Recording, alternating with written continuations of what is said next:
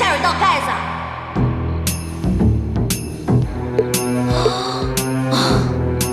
田径之也真是够了，为了偷吃掉下水道。冷静，冷静，冷静，反正也不是第一次了。想想以前掉下水道是怎么出去的。又来，现在幻听真是越来越严重了。有没有人呐？来人呐！救命啊！来人呐！到底有没有人呢？没人。没人，你是鬼啊！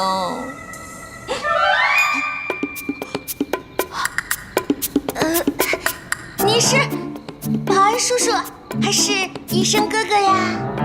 都不是。那就是病友啦，你赶紧把我救上去吧。不可能。能不能快点救我上去？下面真的很臭。我为什么要叫你上来？就算你是吃饱散步路过也好，大家出门在外路见不平一声吼。如果你不愿意救我上去的话，你就去护士站帮我吼一声，不行吗？你把我救上去，你就知道我是谁啦。我在男生当中人气还是不错的，也许你还想要我的签名的。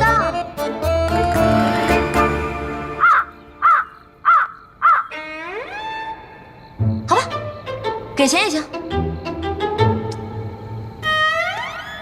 大哥，你到底要怎么样才肯救我出去呢？你回答我几个问题。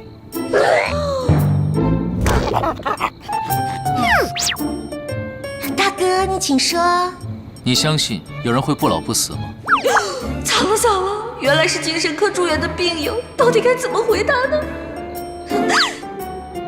相信，我相信，你说的我全都无条件相信。大哥，这个回答你满意吗？那你想不老不死吗？ Oh no， 这又是什么鬼问题？好难回答，看来真是病得不轻啊，还想什么不老不死？你是有唐僧肉吗？不对不对，不是这个答案。精神病人不喜欢开玩笑。我想想，我仔细认真的想一想啊，不老不死，我呢其实不会想要什么不老不死。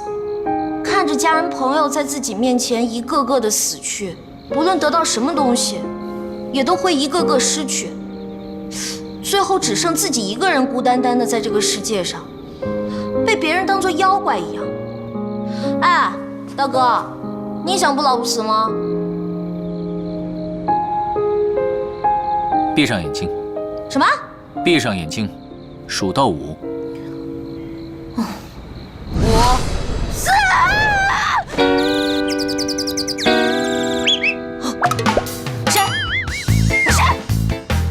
谁在偷袭我？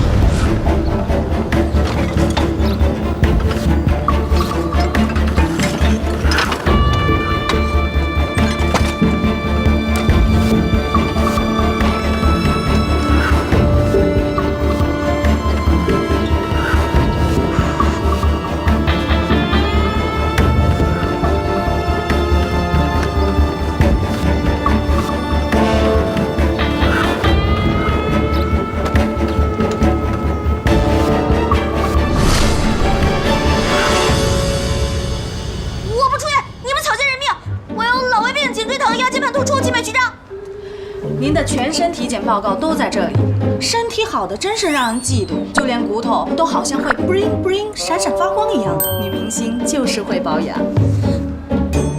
你们怎么能骂人呢？像我这样勤奋的多奇女艺人是肯定有病的，没有病才有问题。就连我们家门口诊所的老爷爷都说我节食减肥会导致我的胃缩成口香糖那么大，皮肤由于缺少脂肪会干瘪成老菜皮。哎，要不这样吧，你帮我做一个激光近视眼手术，我可以500度的近视加散光。田小姐，您1周前就做了视力检测，检测结果为2.0，现在您可以去办理出院手续了吧？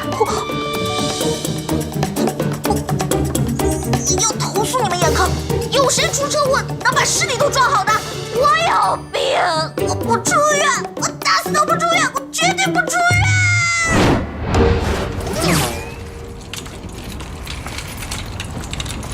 我这个样子不想被记者拍到啊！你放心，我们避开了正门和后门，走的是 VIP 秘密通道侧门。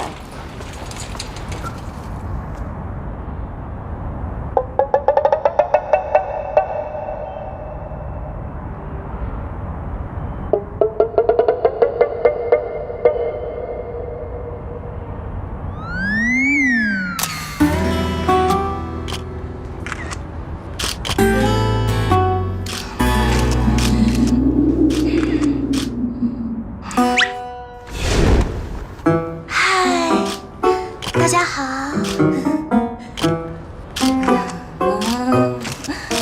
真的好秘密啊！田小姐，恭喜出院，您的状态看起来很好。请问发生车祸的时候有没有哪里受到了伤害？严重吗？我觉得是心脏吧，最近很容易心率过速，经常能听到自己的心跳声。田小姐，出车祸那天是你男友拒绝你求婚的日子，你现在还恨他吗？不，我感谢他。我也感谢这次车祸让我知道生命诚可贵，我不会把人生浪费在怨恨上，我会继续努力工作，演出好的作品，报答一直支持我的粉丝们。田小姐，当时报警的大叔说，在车祸现场有个变态粉丝趁你昏迷时强吻了你，对这件事你有什么想说的？什么？为什么没人告诉我？新闻报纸上都有写啊，是你自己不想看的。那有没有报警？那可是我的初吻呐！你交了7个男朋友，还保留着初吻呢？我那叫有原则，好不好？交往满3个月牵手，交往满6个月接吻。如果一个男人连6个月都撑不住的话，我要他干嘛？才不要像你那样未婚先孕，还被外婆赶出门，断绝关系。切！你是哪个年代穿越来的奇葩呀？妹妹做得对，要记住，配种期男人为了达到交配的目的，一定不惜任何代价的。说谎，看吧，这老男人积累了一辈子的经验，我生下来就懂。妹妹，你是不是要去洗柚子水啊？哎呀，这么大的车祸，我连根骨头都没有断，泡什么柚子水？这只能证明阎王老爷不想收你，不能证明你不倒霉。不倒霉你会被拒婚，不倒霉你会出车祸，不倒霉，你会被变态强吻。我为什么不失忆？我为什么不失忆呀？因为失忆是女1号的标准配备，你是国民女2。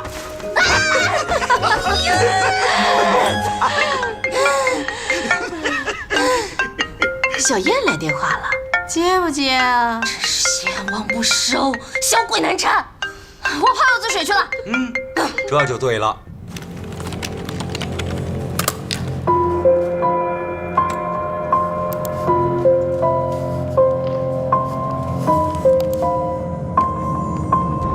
研究材料丢失的事，进展怎么样了？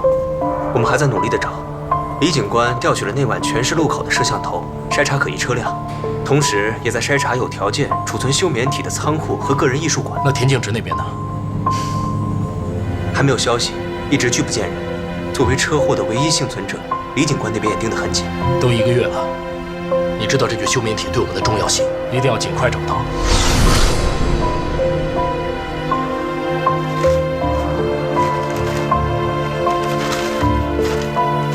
他们为什么要研究我？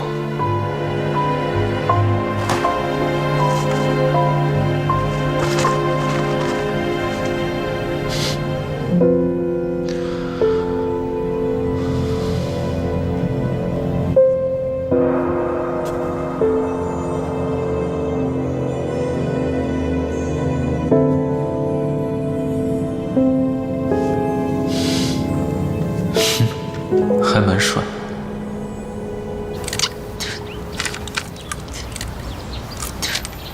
每天都踩着12公分的高跟鞋和穿着味道要勒得萎缩的衣服去工作，真是过着猪狗不如的生活呀。不如再休息2个月再去赚钱吧，反正赚钱也不差这2个。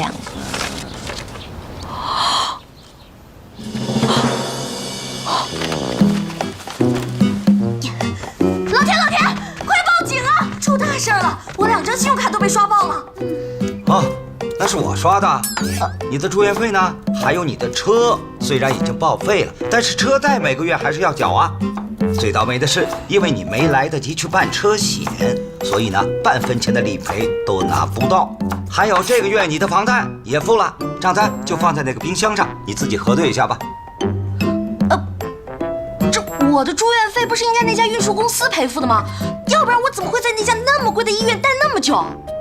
你住得那么开心，我怎么舍得告诉你呢？那家运输公司的老板跑掉了，好像是货丢了，他呢倾家荡产，他也赔不起。那你早就知道了，我每天好几万都是花我自己的。是啊，虽然很浪费，不过你花的钱是你自己挣的钱呐。哎，老爸是不是一个很讲道理、很有民主的大人呢？耶！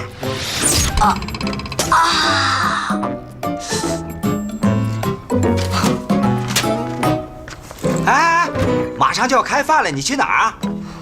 回自己家收拾行头，赚钱啊！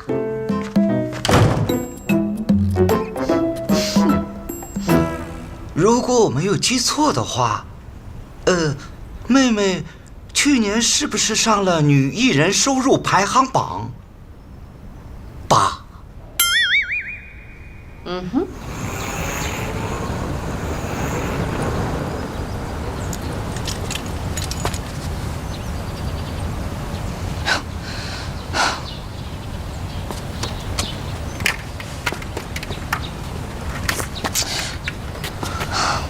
私闯民宅，我叫警察了。我就是警察。那你可以告我袭警啊！来之前我已经请了2天假，你随便洗，但最好别打量。哎，小直，对不起，你打我吧，我真的不知道有人在。你别。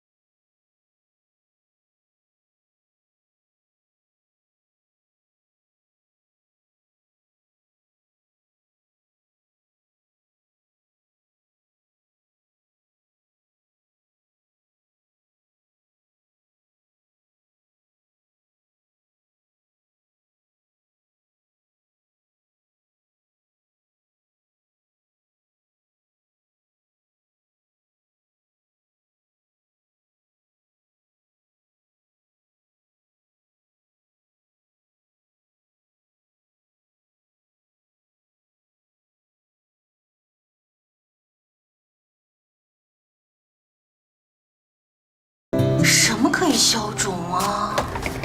什么可以消肿？哎，这个黄瓜可以消肿。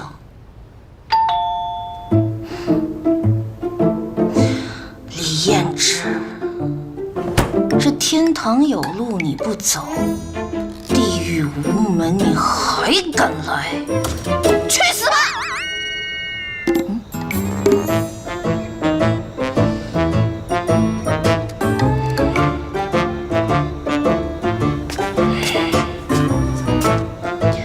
乖，别闹了，姐姐明天给你买块新电池吃，好不好？你要再敢乱叫的话，即使你价值236.8块，我也会拿黄瓜敲爆你的头啊，知道吗？想清楚回答我啊！Goodbye。boy。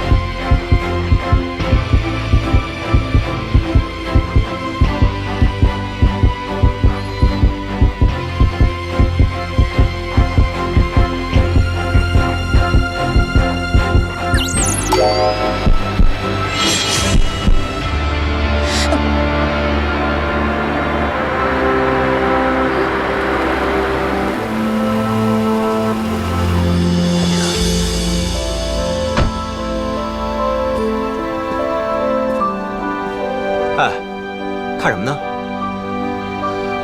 我刚才看见那里有一个仙品级的帅哥，跟我四目相对，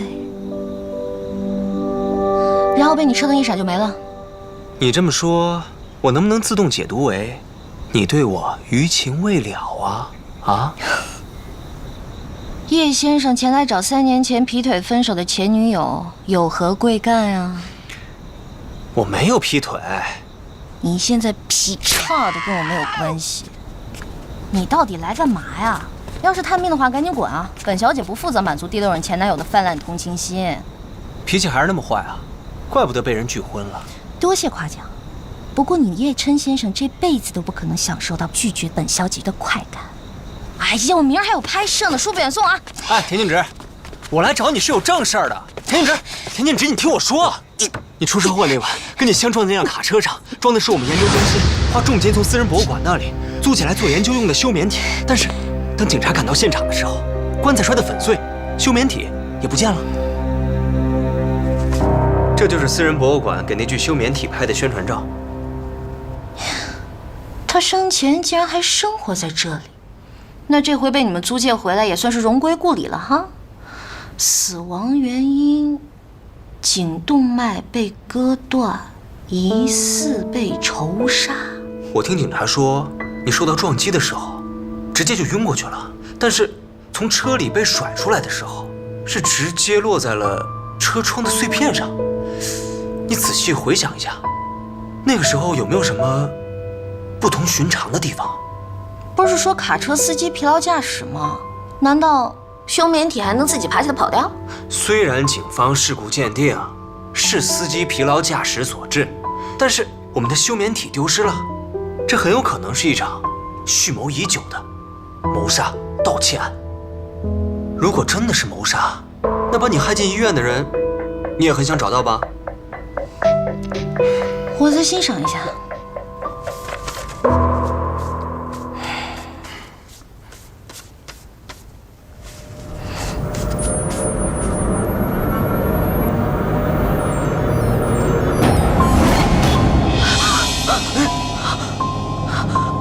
太吓人了！怎么了？你是不是想起什么来了？我什么都不记得。田静植，你快离开我去！你怎么了？走，走。哎，田静植，你走，你再好好想想吧。你丢了东西找警察，不关我的事儿。你要再来的话，我告你骚扰。哎，一定是叶人渣把这脏东西带来的，一定是。冤有头债有主啊！快跟他走，快跟他走！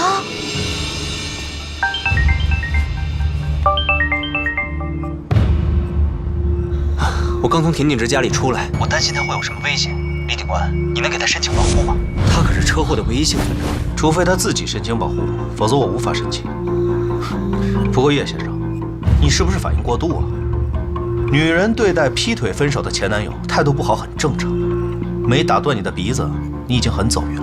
李警官，我私下透露给你一点消息，这具休眠体作为研究材料非常特别。如果有其他研究机构知道了这具休眠体的特殊性，我相信他们会不择手段，想尽办法也会想要得到它。所以，就算我们的前女友田静植小姐什么都不知道，处境也不是那么乐观。别把我跟你相提并论，小芝对我来说很重要，我会去调查清楚的。田小姐，冰咖啡来喽。几点了？离节目开始还有20分钟。你最近是不是没休息好啊？黑眼圈好重啊！最近每天晚上都会梦到有干尸来敲我的门。你放心，梦都是相反的。那你是说，每天晚上来敲我门的干尸一点都不干？我的意思是，尸体是不会敲门的。但电影里不都是那么演的吗？女主角车祸醒来以后，突然发现自己能看见鬼，而且只有女主角自己看得见，然后就被当成疯子送进精神病院了。对，不过田小姐你放心，这种事儿你是绝对不会发生的。你也说了，一般只有主角才能遇上这种事儿。你可是国民女2号呀！说什么？你是国民女2号呀！说啊？谁？别打了！别打了！别打了！说谁？别打了！说你！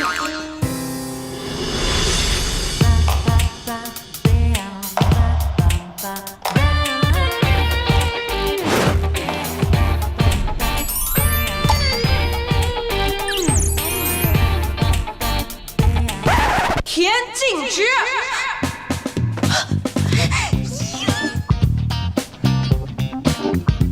大哥，能让我进去看看吗？万一打起来的话也不太好，对不对？不说话我就当同意了。我还以为田径直和张轩轩不和是闹传言呢，你们之间哪有关系的呀？两位大哥，服了。田径直，整整1个月不接我电话，也不允许探视，你以为你能永远躲得过去吗？我为什么要躲呀？你这是要制造我们不和的绯闻来博取点击率吗？一线需要靠2线来博取点击率吗？田径直，1个月以前你趁我去国外拍 MV 的时候干了什么好事儿？你敢给我装失忆？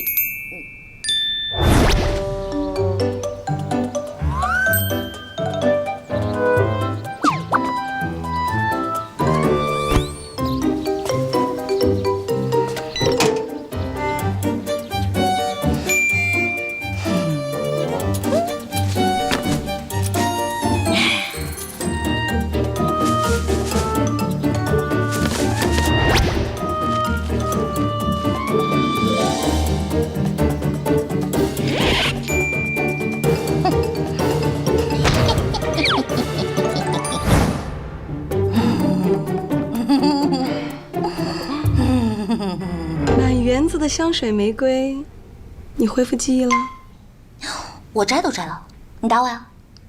这儿，往这儿打。那明天的娱乐新闻头条就是1线女明星殴打2线女明星，一样有点击率的。问题是，你浪费了1园子的玫瑰都没有成功啊！我早就警告过你了。你看，你掌门里连婚姻线都没有，不要想着求婚那种蠢主意，你偏偏不听，这不科学。在我的世界里，小燕拒绝你，这很科学啊。那你给我科学的解释一下，为什么每次都是他谢玲玲？这个没有科学解释。我现在只想把自己衣服撕了，然后哭着走着去。这不科学。第一，我对女人不感兴趣；第二，我的未婚夫洪世光可是被称为世界之光的男人。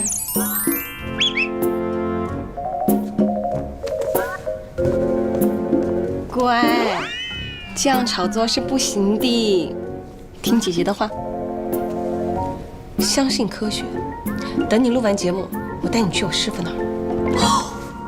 不要。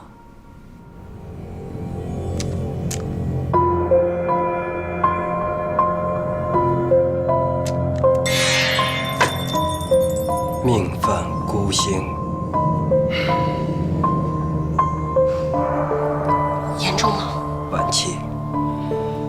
有那么恐怖吗？师傅，您跟他解释解释。明明是大富大贵的命，却过得飘零坎坷；明明应该桃花开到不败，却孤星入宫，连婚都动不了。老朽活了70多岁，还头一次见到这么倒霉的命数。唉，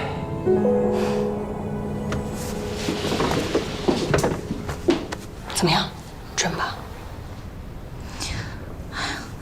也不能说那么绝呀。我听人说多做好事儿可以转运的，没觉得我最近运气不错吗？虽然撞了车，但是人气飙升，而且通告也有增加呀。我们管这个叫回光返照，就像太阳要落山前的夕阳，异常的美丽。那您是说我快落山了是吗？天机不可泄露。不行，必须喽！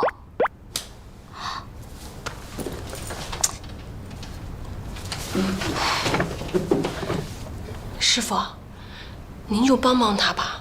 你看他年纪轻轻的，这太阳啊都还没升起来呢，就要落山了，多可怜啊！唉，你呀，我这么跟你说吧，你命太硬，你知道吗？你必须得找一比你命还硬的人替你挡煞，这样你倒霉的命数你才能够有转机，你知道吗？要多硬？就拿那脑袋往石头上撞都不会死那种？差不多吧。大师，您命硬吗？你什么意思？铁镜直，你可别乱来啊！我师傅的八字轻，刚才还泄露了天机，很容易有血光之灾的。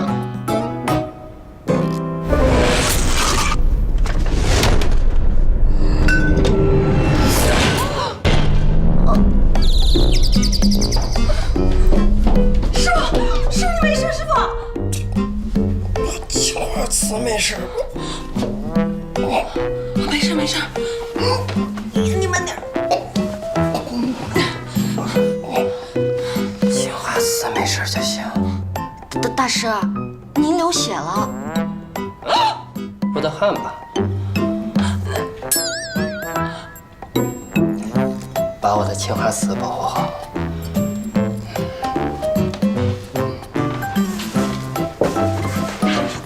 田小姐，霉运真重。师傅，师傅，师傅！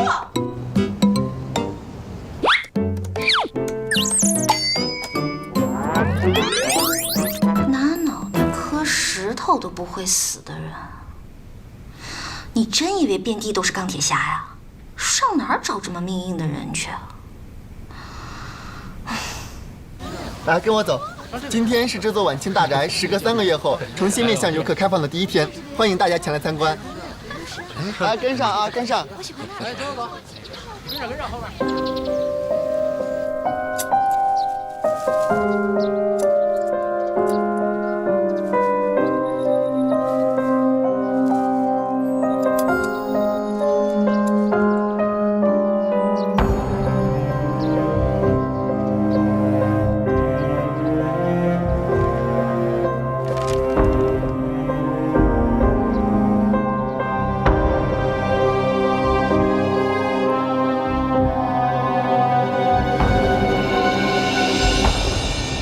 这边，我们接下来要参观的呢是这座晚清大宅的书房。这位大宅的主人生前非常喜欢看书，而且有相当的一部分书籍已经被收藏在博物馆里。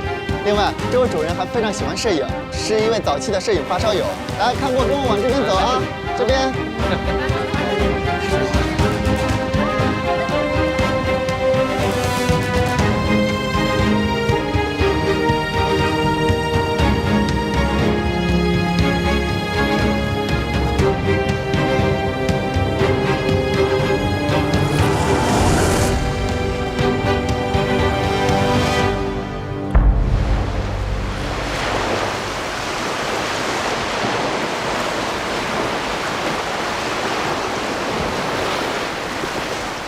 辛辛苦苦找了你1个月，肯露面了？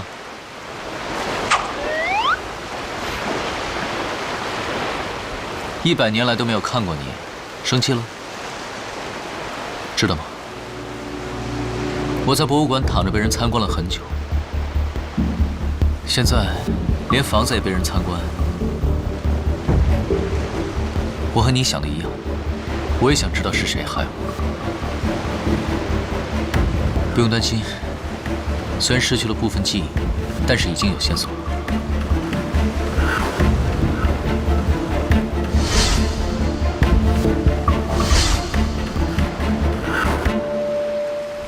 这2个线索人物都和救活我的女人有关。如果想找到我的仇人，就需要先跟这个女人结盟。还有一个原因，就是这个女人太倒霉了。如果她一不小心死掉了，可能我也会死的。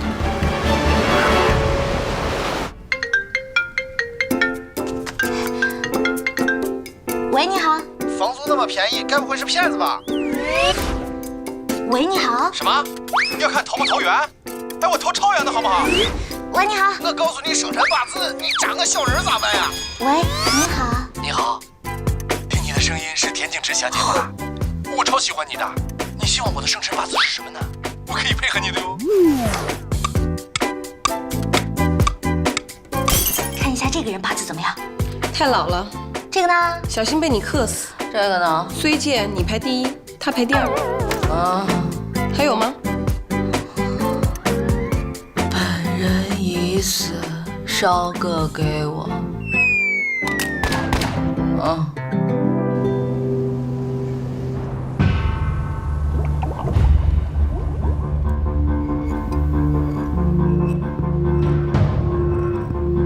叶琛，我听玲玲说你去见了田径直，他真的看起来状况很好吗？如果我没有亲眼见到他的话，也绝对不会相信，活蹦乱跳的，骂起人来还是跟以前一样有气势。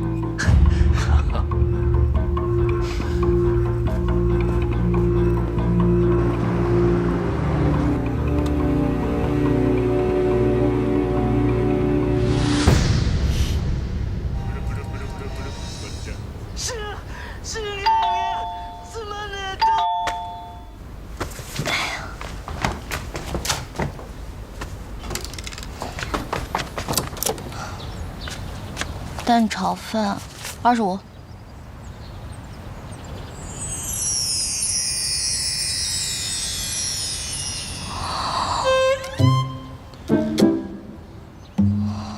我可以进去吗？不可以。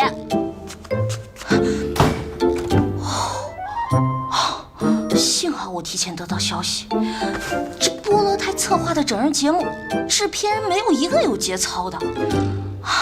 太歹毒了，竟然使用美人计！他们去哪儿找的这个类型啊？完全就是为了消灭我而设计的嘛！哼，不过想要整我呀，你们还差100年呢。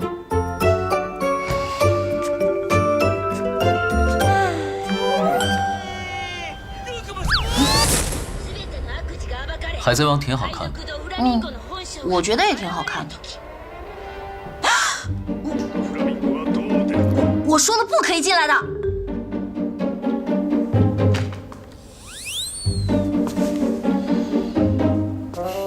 听到了？你是刚才那个人的双胞胎兄弟啊？如果是的话，我可以进来吗？不可以。那我不是。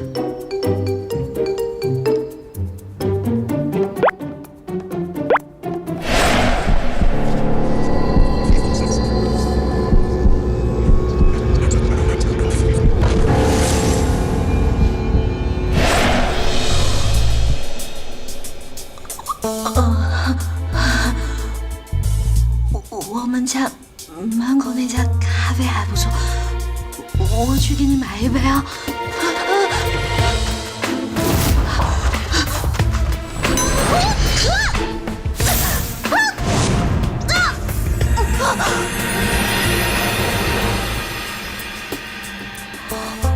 如果我真想杀你的话，你觉得你能跑掉吗？倒霉的小姐。你是那具休眠体？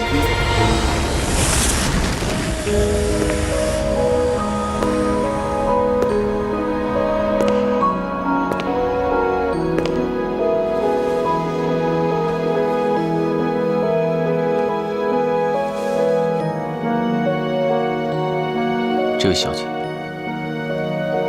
虽然是你救了我，但我真的不知道该不该救你。这对于我们两个未必是好事。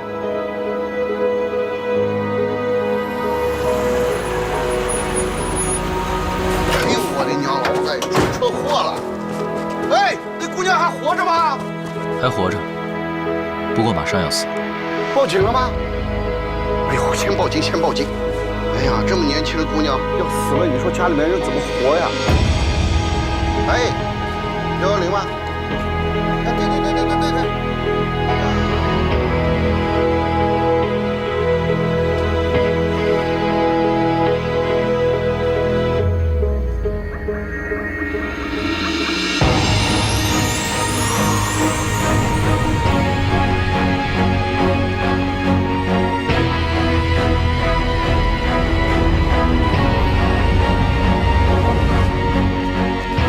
哎，你个畜生！你放开那姑娘！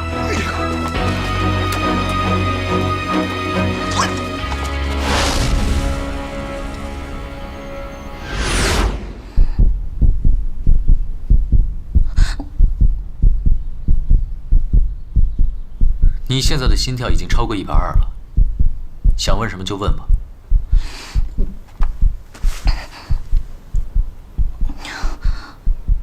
你会飞吗？你是什么东西啊？你可以当我吃了恶魔果实，那就等你当上海贼王了再来找我。那就来不及了。你能帮我吗？我需要一个住的地方。可我们家住了很多人，没地方住的。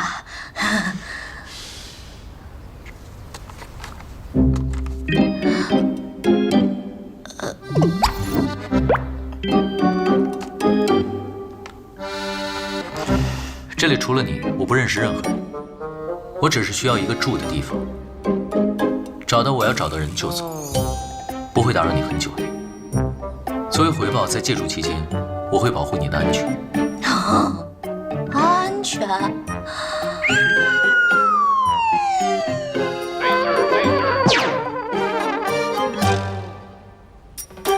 你的样子看起来真的是够倒霉的。我可不想你莫名其妙的被车撞死，又或者半夜无聊掉进下水道，摔死什么的。我是因为你的血才苏醒的，你若出事，说不定我也会有麻烦。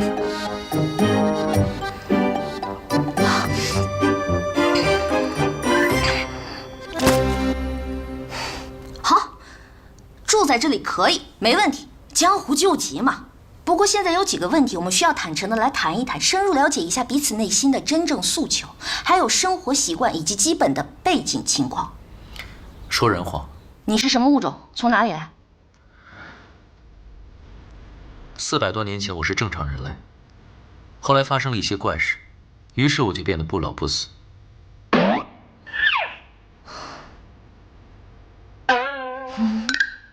700年来，我一直在努力寻找答案。没想到，前些天我找到了一些资料，是关于端粒和端粒酶的。或许我长生的秘密就在其中。人类衰老是一项复杂的研究，跟你说你也不明白。简单的说，我的情况可能是某种基因突变。你相信会有人不老不死吗？哦，惨了惨了，原来是精神科住院的病友。上回把我从下水道里救出来的神经病也是你，对不对？救命啊！我这是召唤出来个什么鬼东西啊？您吃什么呀？我比较喜欢人类正常饮食中的液体。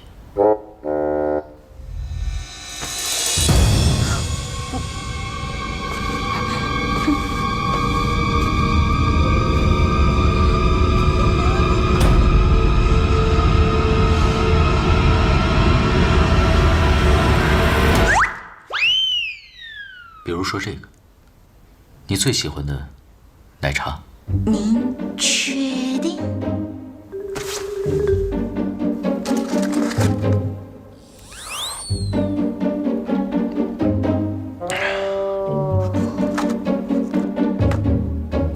现代人连最基本的信任都没有。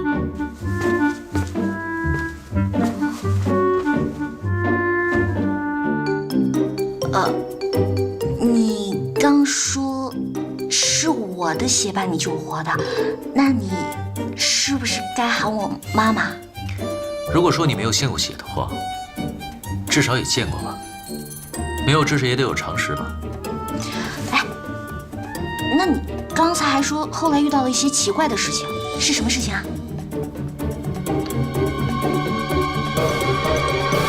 哎，停！千万不要说，知道的越少越安全。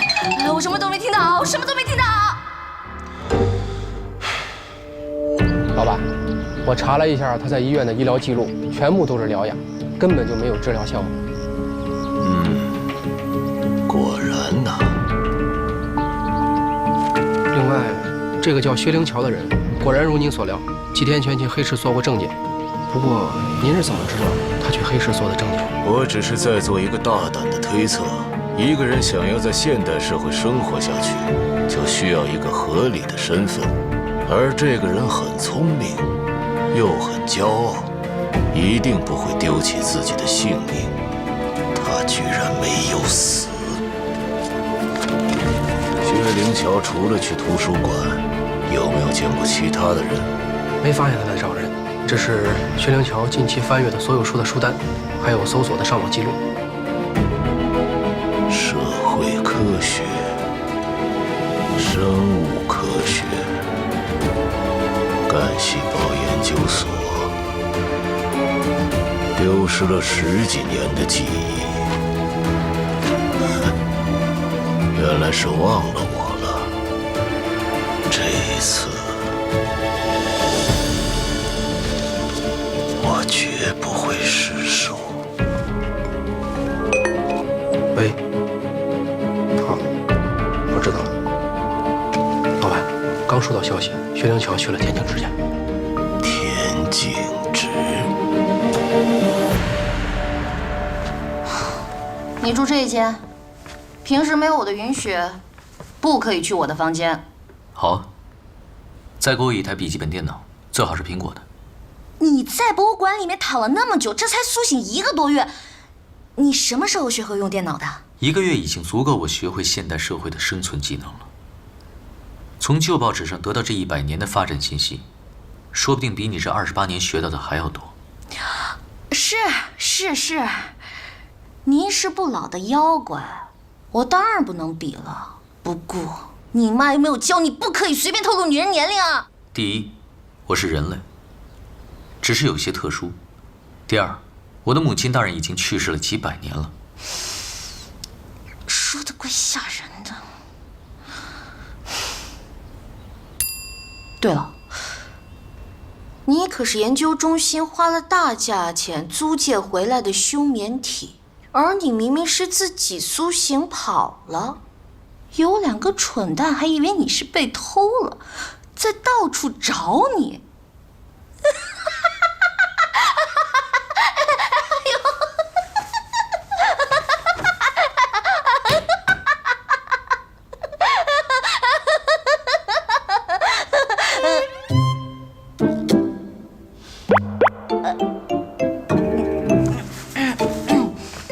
你刚才说的那2个蠢货，是你的第6任和第7任，对不对？真是个八婆的妖怪，这都知道。难道我已经红到你们妖怪界了？我说了，我是人。你这样招呼都不打一声就跑掉，真的很不地道哎！哎，叶人渣这次真是损失惨重啊！那还不是因为你的血让我活过来的？你就当是迟来的分手费，是这么说吧？谁的分手费会自己长腿跑到别人家来？你的。自辩。哦，对了，我知道你神出鬼没的，不过不要再像以前一样，突然出现在我的床头，或者突然从路灯下消失，我会被你吓死的。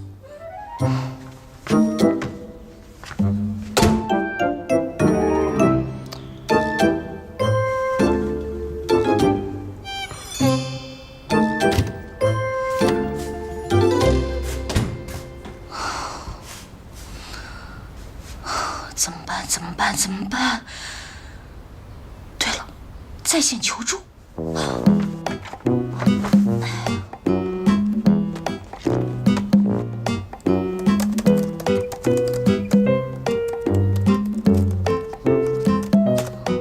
有了，阳光，但他好像不是怕阳光的那一挂。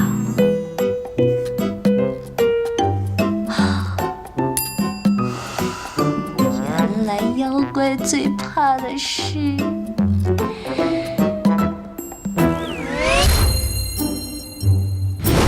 Round 1。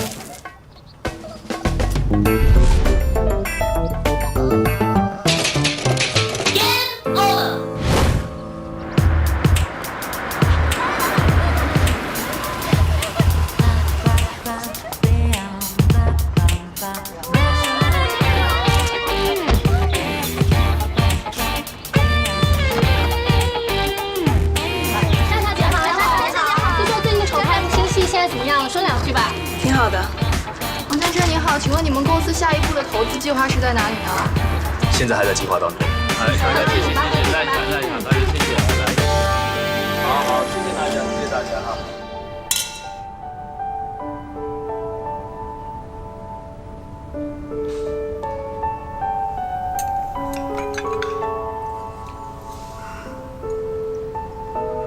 不合胃口吗？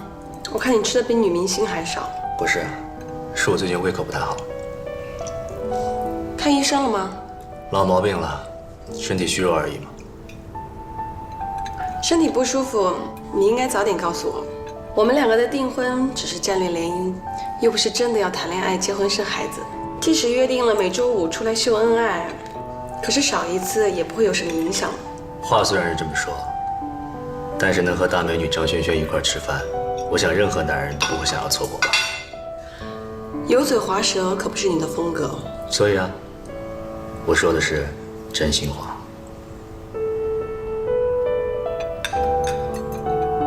你刚说你新接了一个戏？是啊，本来只是想演一个打酱油的角色，可是发现剧本写的挺有趣的，所以就去试镜了女1号，打败了一票女明星，拿到了这个角色。你知道的，我只是玩票，只接自己感兴趣的工作。去年的第一部电影就拿了最佳新人，这样的天赋都只是玩票的话，那也太可惜了吧。没办法，张家只有我这么一个继承人。另外，我向导演推荐了田径直，我们应该会一起出演这部戏。田小姐出院了吗？出院了。哦，忘了告诉你了，他让我替他谢谢你送的花篮。客气了。其实我一直想找机会啊，正式拜会一下田小姐。下次我们拍戏的时候你过来探班，正好他也早就想见一下我的未婚夫了。好啊，我的荣幸。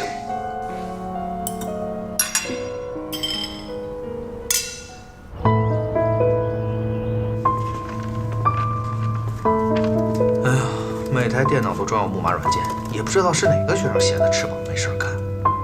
我觉得是黑客干的，你还不知道啊？图书馆的监控系统也被入侵了，说不定是同一个人干的。啊？你是说有一个变态偷窥狂在监视图书馆啊？哎，谁知道呢？赶紧修吧。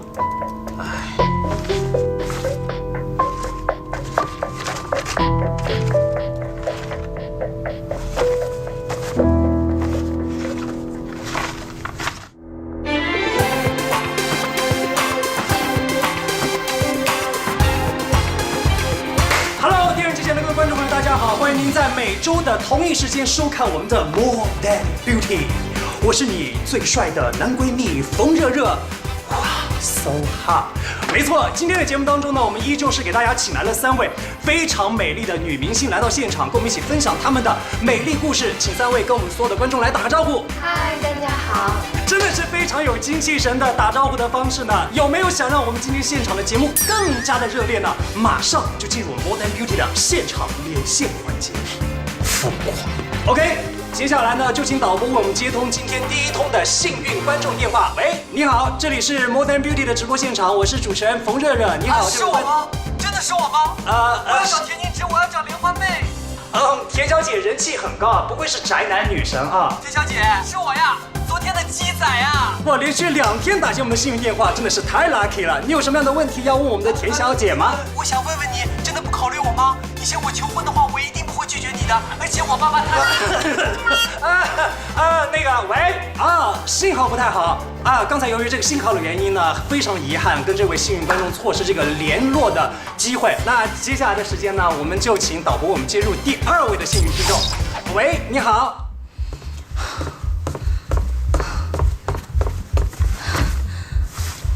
家里来了个不明妖怪，做节目又遇到变态，这是要开启倒霉第2春吗？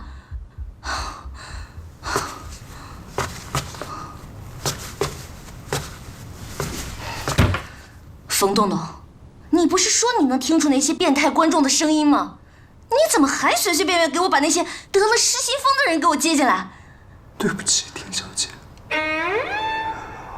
我现在没心情跟你解释。这是因为制作人跟主持人，我的双胞胎哥哥不和，故意让另一个助理导演，也就是制作人的表妹，放进来的。而且，就在刚才，制作人告诉我，以后取消节目互动，用不到2个助理导演，把我辞。了，可问题是，我跟我哥也不和啊。哎呀，这失去了一个专业背黑锅的好工作，还真是遗憾呢。田小姐，我还有3天就要交房租了。可惜我又不是你的房东，否则我一定会给你拖延1天的。田小姐，想到洞洞今后就不能端茶倒水10分左右，洞洞的心里真的好难过。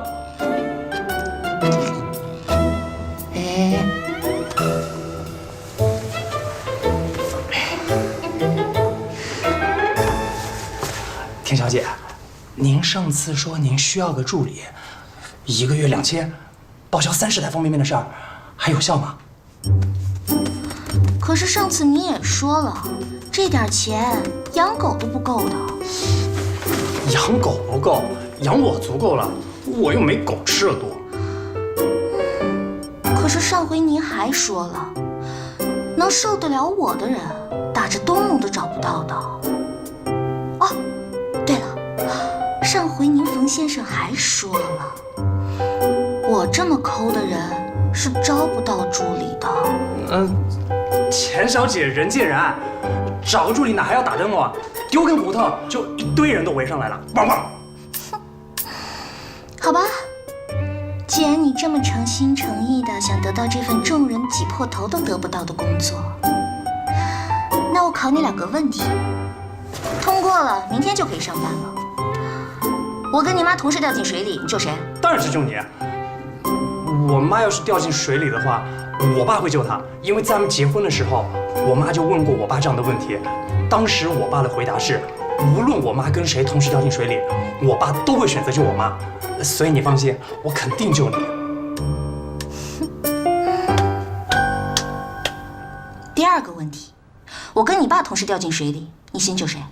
你为什么会跟我爸在一起 ？Perfect， 恭喜你，通过了。啊？第1个问题，完美的解决了全世界男人谁都逃不过的老套问答。第2个问题，正常的逻辑思维，通过现象看本质，我欣赏。冯助理，欢迎你。好吧，给你一个提问的机会，了解我，问吧。田小姐，你每个月的商业代言、杂志拍摄、录节目还有拍戏，这么多收入，也没多少花在衣服包包上吧？你为什么会整天都没钱啊？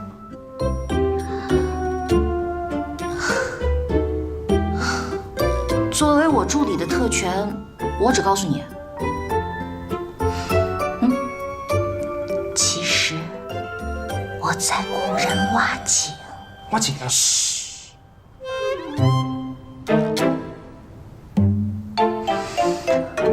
好吧，干正事儿。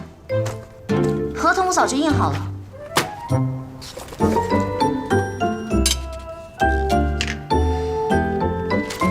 在这里按手印。看什么看，婆婆妈妈的。来，像不像个男人啊？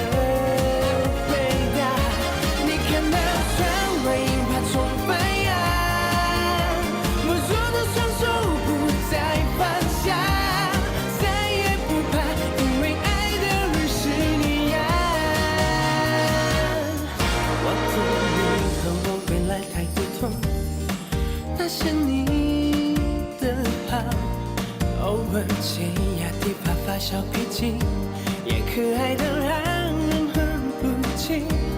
若是要我去怎样，毫不经意，一步步让你在最领地，所有美丽结局的童话，有你的地方就是天涯，再也不怕决定爱的人是你呀。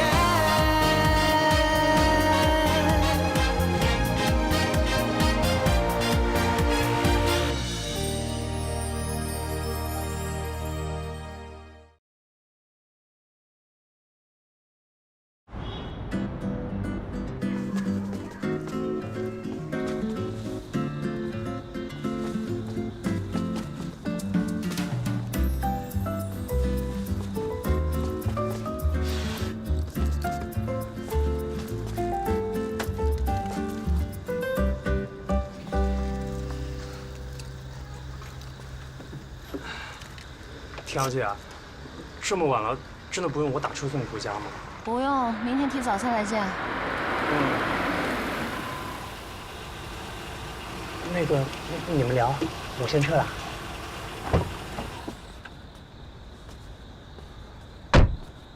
小直，有何贵干啊，李警官？别生气，我马上消失。你那车报废了，来回骑摩托车不安全，我的车给你开。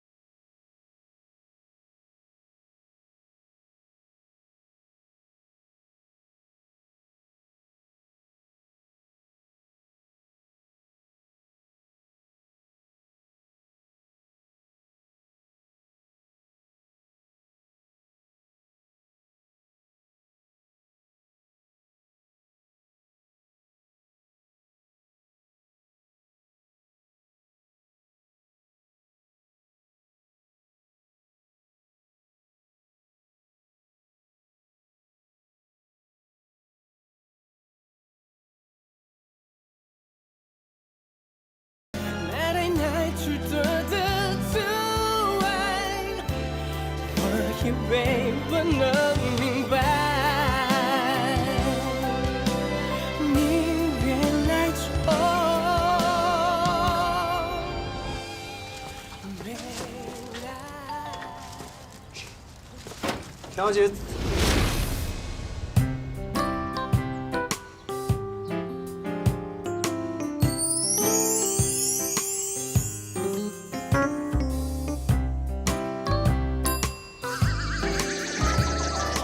你是谁？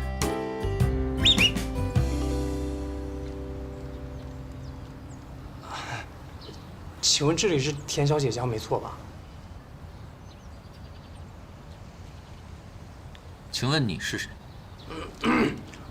我叫冯栋栋，我是田小姐的助理，冰冻的冻。因为我妈生我的那天，下了好大的雪。教室门口站着一只动物园里逃出来的猴子，你让他进来，他是我助理。进来吧。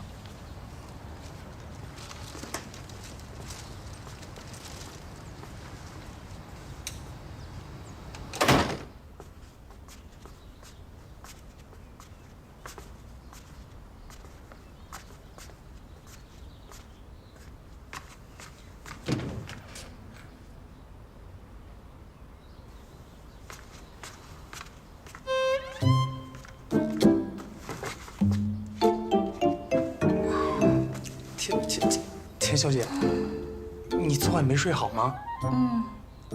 折腾了一晚上。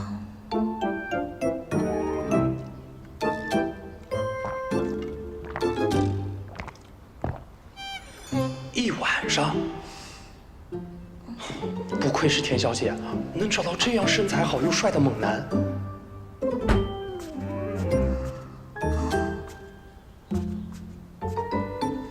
诶，好像在哪儿见过。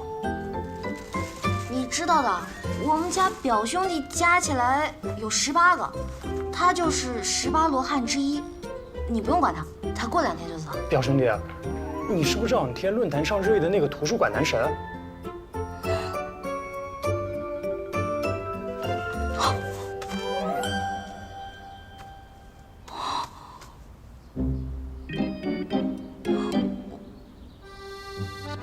还真是。哎，我说你能不能低调点？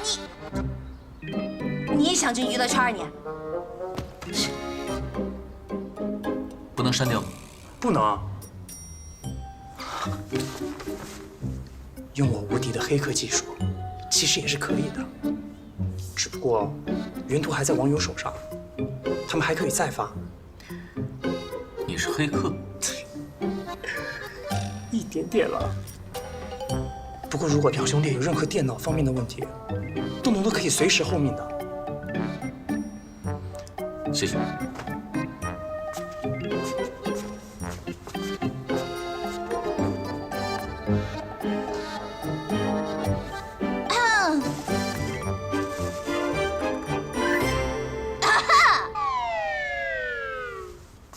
冯东东，别搞错了你的主子啊！田小姐，今天上午10点是角色的拍摄，下午4点是传说中屋子的试镜。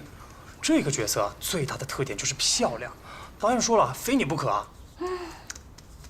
好没挑战啊！你也没演技啊！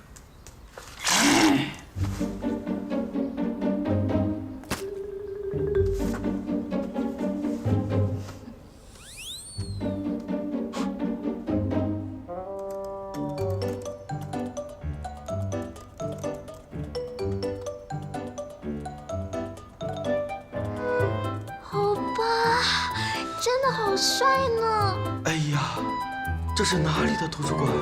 求剧透，求组团偶遇。老公，想你，么么哒。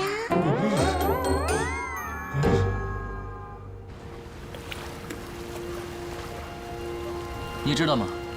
网络传播的速度还真是恐怖。时间已经不再是我的优势了。为了身份不被曝光，我必须加快脚步，找到仇人，找回记忆。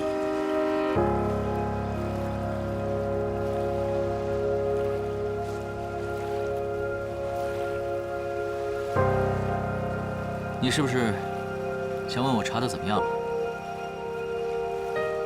一个好消息，一个坏消息。坏消息是，我的直觉告诉我，我的仇人现在好像已经知道我苏醒了，在暗中秘密地监视我的行动。等一下，我要去见一个人碰碰运气。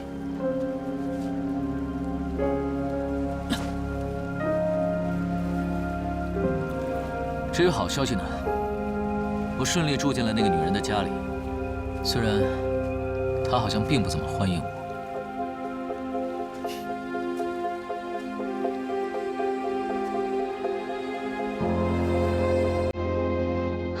不要过来！你走开！不要杀我！救命啊！救命啊！不要过来！救命！不要杀我！救命啊！不要杀我！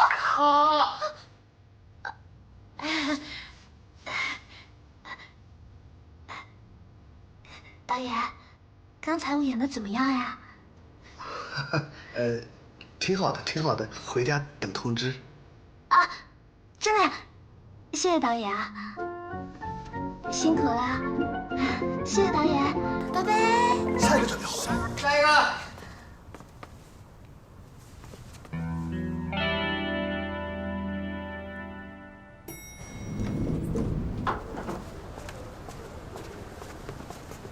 小姐，事情怎么样？你受伤了？假血。不过冯助理，你给我解释一下，为什么一个非我莫属的女2号，导演喊了100多个人来试镜啊？嗯？买了？啊，最好的品种。不过，田小姐，你买这个干什么呀？榨汁。神奇宝贝，我回来啦！今天有没有乖啊？拿好，你的晚餐。你的晚餐。你出去啦？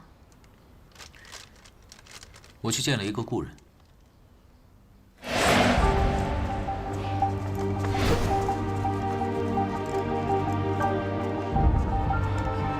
对不起啊。没关系。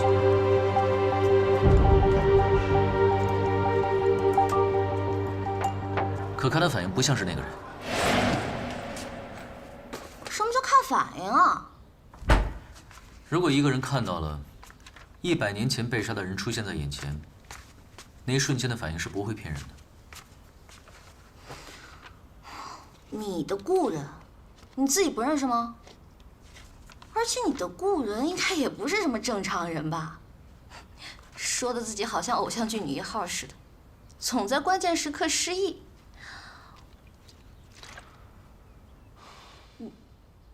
真失忆了？只是一点点。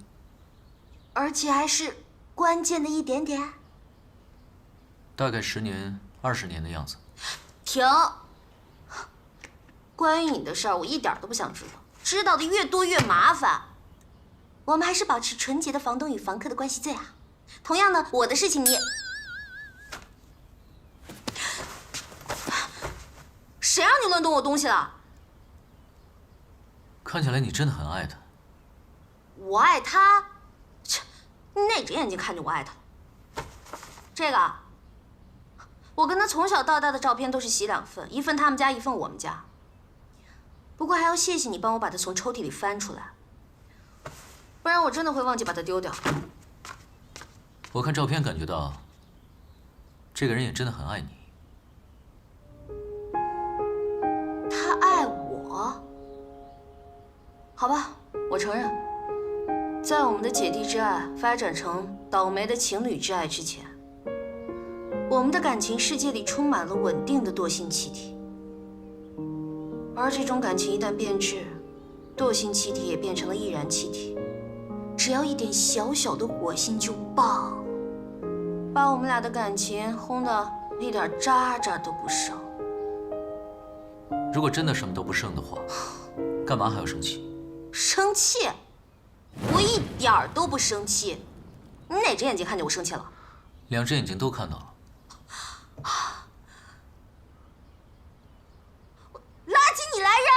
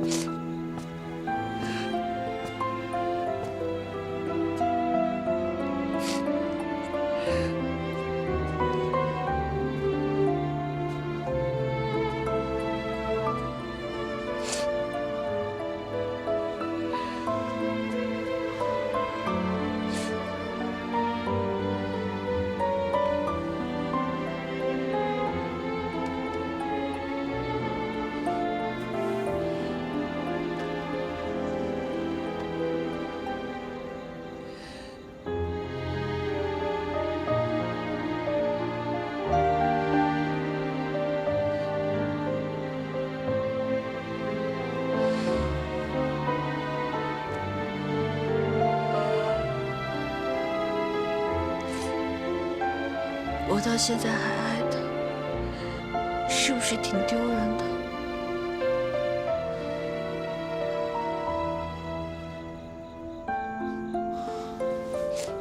你想不想飞？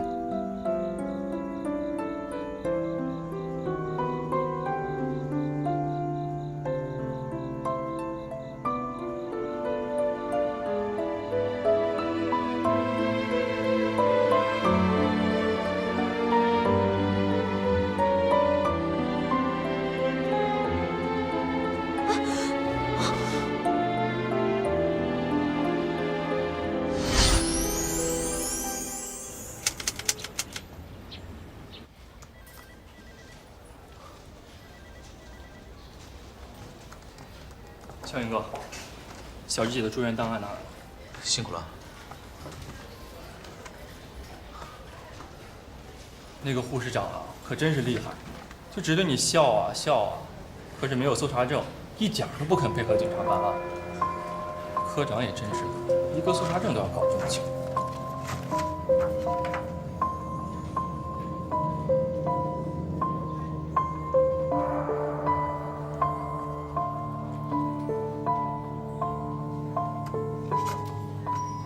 小杨哥，有哪里不对劲吗？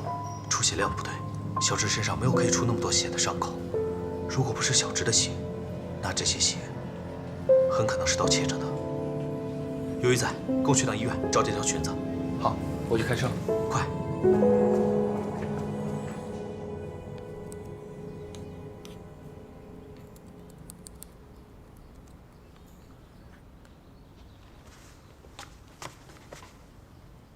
表兄弟，你要买相机啊？我可以帮忙推荐的。我叫薛灵桥。好的，大乔哥，以后大乔哥有什么需要洞洞帮忙的地方，千万不要跟我客气。表兄弟，最近怎么不去图书馆了？大乔哥当然不能再去呢，你都不知道有多少粉丝在图书馆等着他呢。这还仅仅只是几张照片的影响力。要是我们大乔哥真的进入了演艺圈，说不定比田小姐你还要红呢。冯东东，我告诉你，我可是凭借实力打败了100多个竞争者，才得到了传说中屋子的女2号。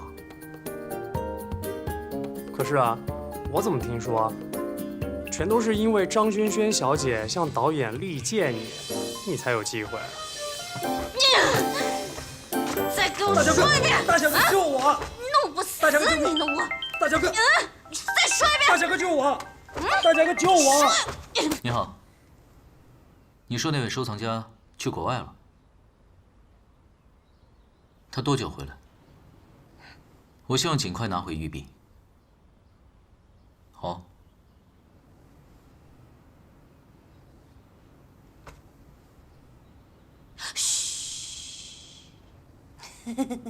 我没钱借给你，千万别跟我借钱啊！拜拜。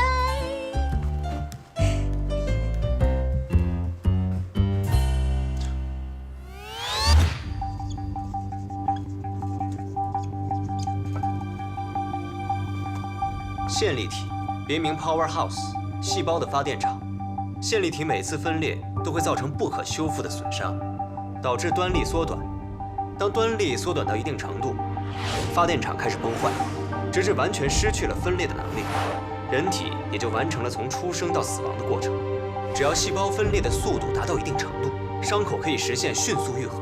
但是，人类细胞的分裂次数是有限的。可是癌细胞却是可以无限分裂的呀。很好的问题。癌细胞之所以可以无限分裂繁殖，是因为它们从正常细胞叛变为癌细胞时，带走了一个叫做端粒酶的帮凶。端粒酶在正常细胞中的使用是受限的，但是在癌细胞当中却能够修复因分裂变短的端粒。只要我们能够把端粒酶作用于正常细胞，把正常细胞变为永生细胞，那么人类抗衰老的问题就会得到质的突破。如果我们能够找到比端粒酶更完美的修复酶，那么人类不老不死也完全不是开玩笑的哟。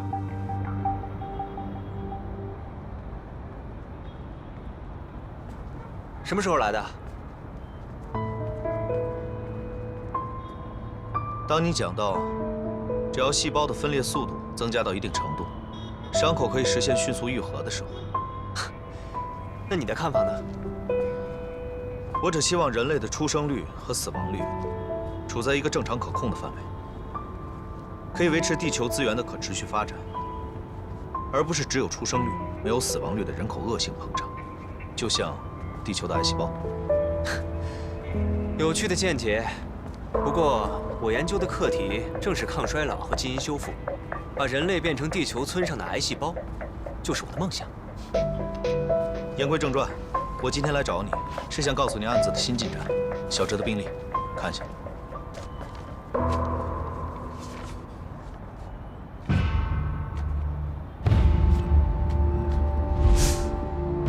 出血量不对，这条裙子呢？是的。我发现出血量不对，就去医院找这条裙子。护士说这裙子不见了。你的判断是对的，现场应该有第三个人。你以为是谁把我变成妖怪的？不对。你以为是谁把我变成妖怪的？不对。你以为是谁把我变成妖怪的？还是不对。你以为是谁把我变成妖怪的？哎，你觉得哪种好？都不好。请你尊重一个敬业的女演员的表演艺术，好不好？你们演员入行没有门槛的吗？你以为我真没演技啊？我无法反驳，那是因为我的素养与谦虚。演戏谁不会啊？戏。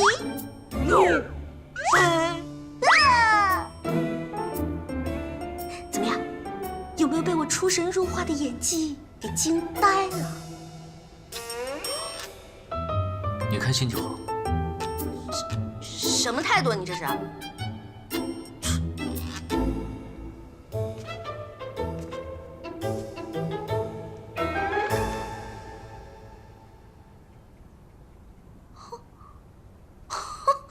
自恋狂！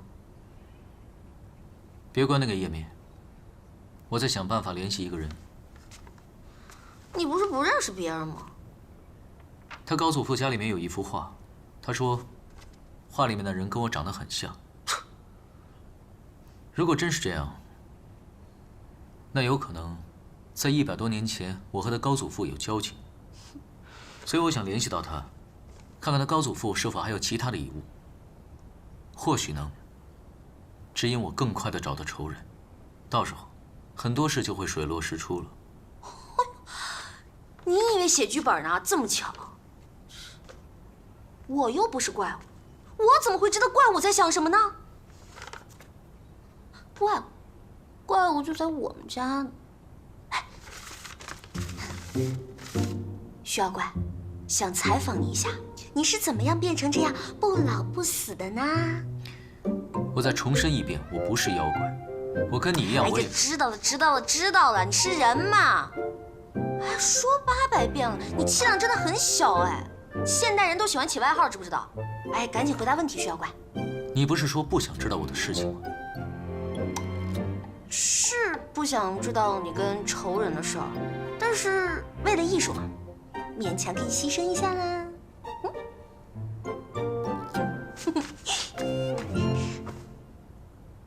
来吧，准备好了。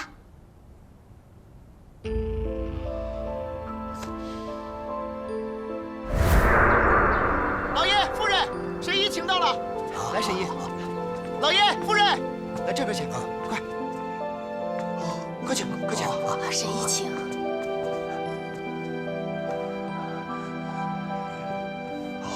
犬子半月前上山打猎时被云豹咬伤，老农说伤口每日换药不沾水，静养即可。可犬子几日前突发高热，一直不退，这伤口开始变黑、腐烂。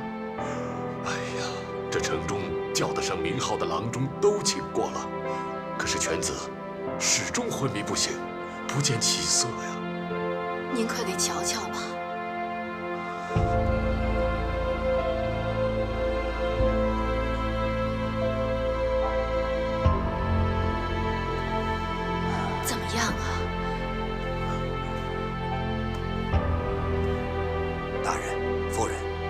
借一步说话。好，好，好，好，沈姨请，请，请。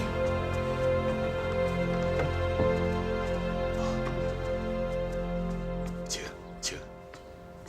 薛大人啊，把其他郎中开的方子拿来我看看。好，小四，哎，快。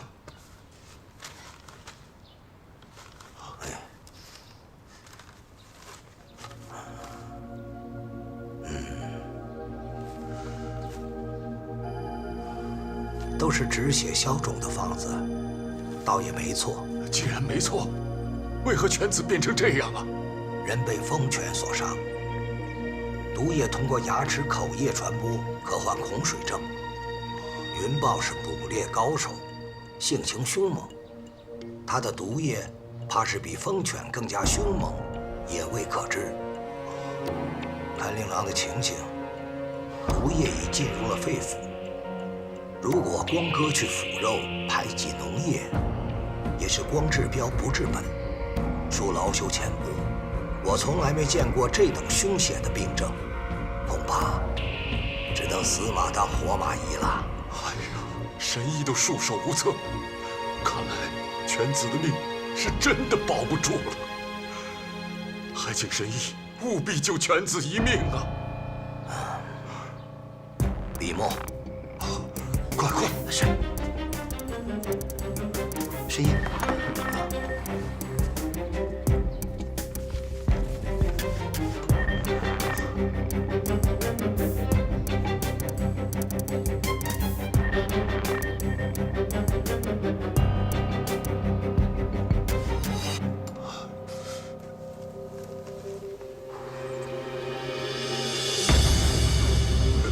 这砒霜。乌头，这，我这个方子是剧毒之物，其药效凶险霸道，以毒攻毒，同时放血排毒、禁食，以参汤吊命。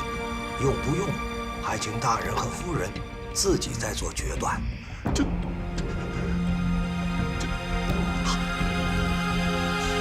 哎呀，好吧，快去抓药。是，老爷，快！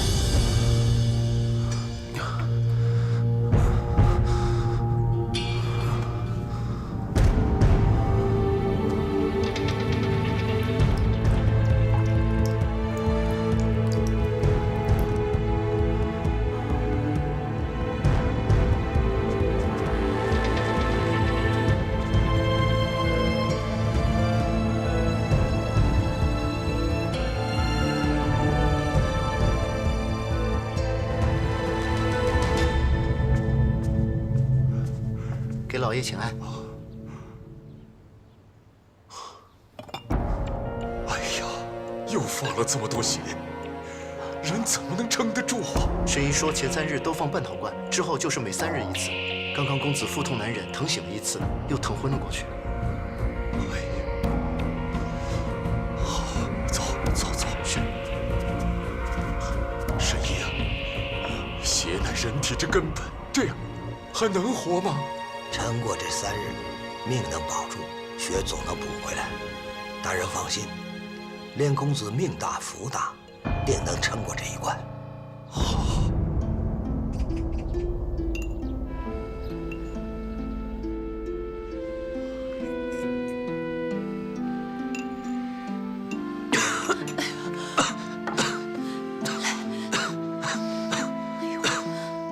这是怎么了？啊！要不喝碗参汤试试啊？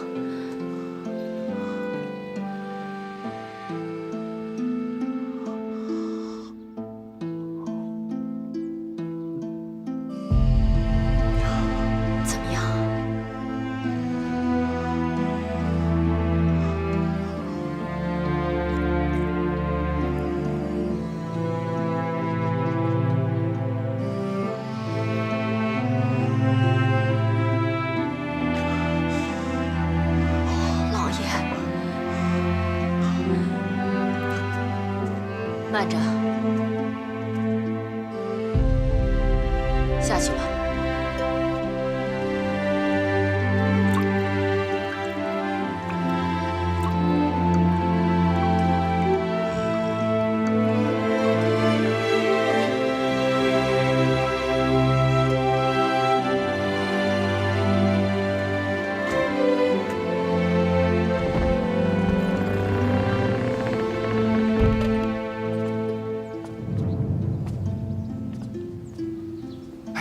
薛公子吗？是啊。哎，走，快走，快走。最近发生了何事？没啊，没什么事儿。他们不都爱嚼舌根吗？哎，公子，您不是要去茶楼吗？我们走。哎。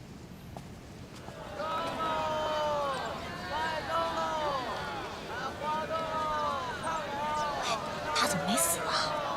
薛家公子啊，被豹子咬了以后又不好了，一点饭食都不进。 每日啊，还要放一海碗的血，喝2碗穿肠毒药，不是变成怪物，还能是什么呀？哎呀，前2日啊，将军府上大晚上去退亲，说来也邪了门了。公子，有什么吩咐？将军府来退亲了是吧？公子，您这是听谁说的？他们刚才说的你没听到吗？公子，您就别当小的寻开心了。 隔那么老远，周边乱糟糟的，能听到什么呀？您听错了。我邻居家的外甥女在薛府做丫鬟，也是这么说的。哎呦，真是！薛兄，哎，你叫他做什么？全城的人都知道了，薛公子啊变成一个靠喝毒药过活的怪物，你怎么还敢招惹他？听说前几日将军府家的小姐刚退了薛家的婚，咱们哥几个之前个个都不如他。 如今啊，正是咱们找回面子的时候了。哎，他怎么走了？哎，薛兄，乔儿，母亲，您怎么来了？娘就是觉得有点闷，想跟你聊聊天儿。儿子知道母亲要问什么，不过美人丫头送过来，又拿走的饭食。 母亲不都亲自看过了吗？虽说普通的饭菜吃不下，但是儿子眼下只要喝着参汤还有菜汁，也可以好好的活着。婚退就退了，反正这也是一门没有见过面的娃娃亲。外面的人想说什么，随他们说去。外面的人怎么说，娘都不在乎。娘就是让你快点好起来。 还是让沈姨再想想办法吧，啊！夫人，公子，沈姨来了。沈姨，快请坐。夫人好，公子好。沈姨，请坐。今天感觉身子如何呀？我感觉一切都好。这怎么叫一切都好呢？到现在吃不下饭食，你说这么大个个子，只喝些汤汤水水，这怎么成呢？是被那些汤药伤了胃肠，慢慢调理，急不得啊！我看看，哎呀，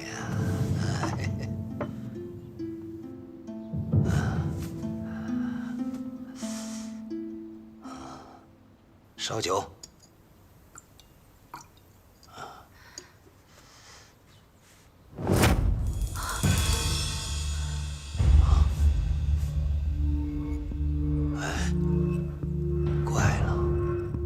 这才3日，不可能啊！匕首，沈姨，不要怕。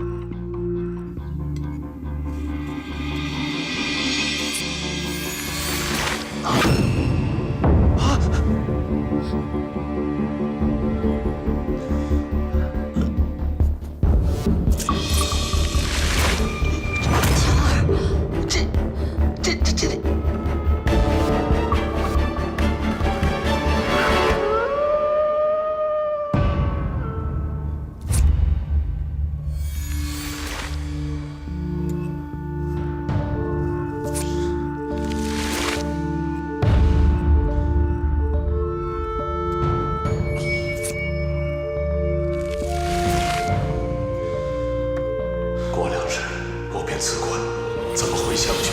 能让咱们回乡也就罢了，上头的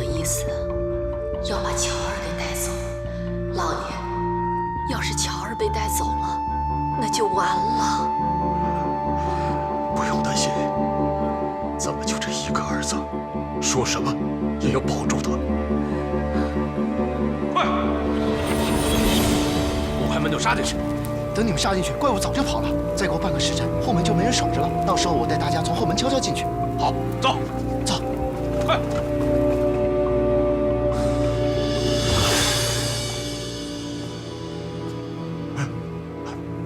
乔儿，这么晚了你……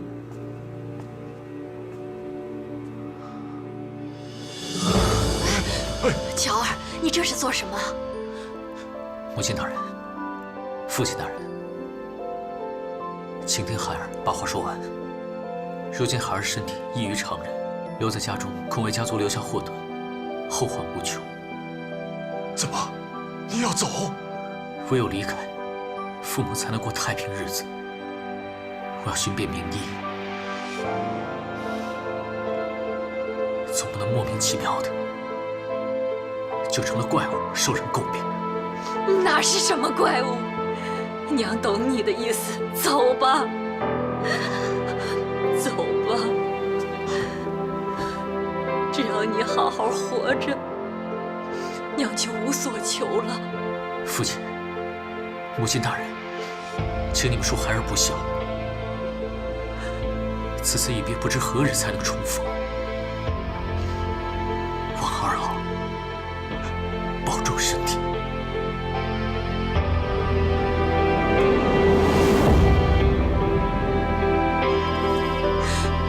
乔儿，乔儿，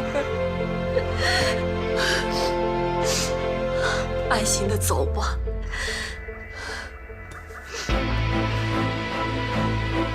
这个是老祖宗留给娘的，现在替娘陪着你啊。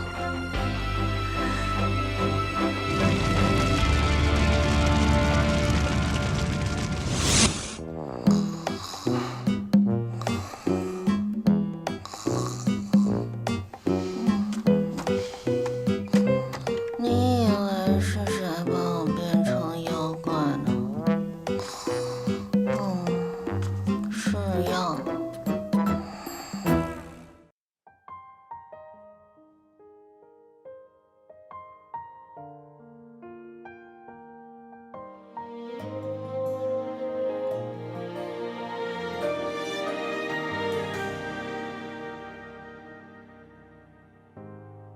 于是坏掉的龙头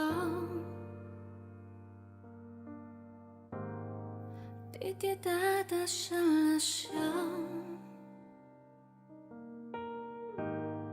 床头想你的人哦，不是提醒我已过很久哦，你没开口，你没说跟我走，所谓以后，一眨眼就到头。你没开口，你没再出现在路口，这次换我，不随便再说放手。那天以后才没亮起的说过时间不会再有的永恒，我还在等，我会终不安。你会不会不想我一人回来，因我一生等你开口，等你说跟我走，所谓以后。一眨眼就到头，等你开口，等你再出现的路口，从今以后，不随便再说放手。从今以后，不随便再说放手。